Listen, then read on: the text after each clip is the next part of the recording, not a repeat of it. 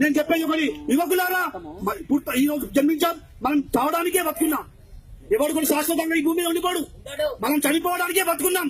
కాబట్టి చనిపోయే ముందు ఈ దేశం కోసం, ఈ ధర్మం కోసం ఆలోచించి చనిపోవాల్సిన అవసరం ఉంది. కాబట్టి యువకులారా, మన కన్న తల్లిని ఏ విధంగా ప్రేమిస్తామో మన భారత మాతను అదే విధంగా ప్రేమిస్తున్నాం. మనం జన్మించిన హిందూ ధర్మాన్ని కోసం మనం ప్రాణాలను నడిపిద్దాం. కానీ ఈ దేశాన్ని, ఈ ధర్మాన్ని కాపాడుకోవడం కాదు. ఈ దేశాన్ని, ధర్మాన్ని ఎవరైనా అవమానపరిస్తే వారిని గల్లబట్టి కొట్టాల్సిన బాధ్యత కూడా మన మీద ఉంది. భయపడాల్సిన అవసరం లేదు. మన డాక్టర్ బిఆర్ అంబేద్కర్ ఏదైతే రాజ్యాంగం రాసిందో దానికి అనుగుణంగా మనం ఈ రోజు పోరాటం చేస్తున్నాం.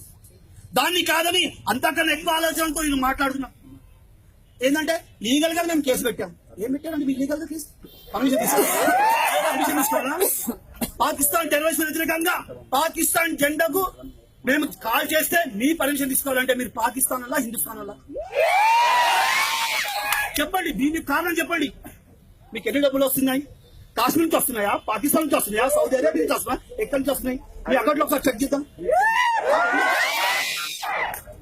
మీరు 40,000 50,000 జీతంతో బతుకుతున్నారు.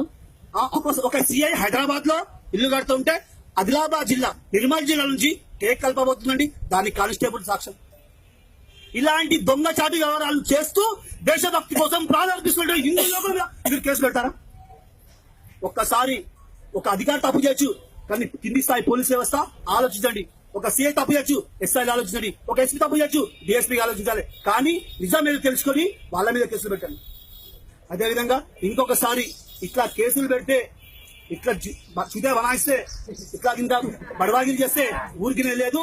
ఇంటి అడ్రస్ తో ఇంటికి వస్తాం. నువ్వు ఈరోజు మీరు పోలీసు అధికారంలో ఉండొచ్చు, మీ మీద అడ్రస్ ఉండొచ్చు, మీకు అధికారం ఉండొచ్చు, కానీ మీరు మారచ్చు. కానీ ఇక్కడ నేను ఉంటా. మీ ఇంటి అడ్రస్ మారదండి, మీ ఇంటికి వస్తాం. పరిస్థితిలో నేను బతికినందుకు హిందువాని కార్యకర్త బతికినందుకు హిందువుల బతికినందుకు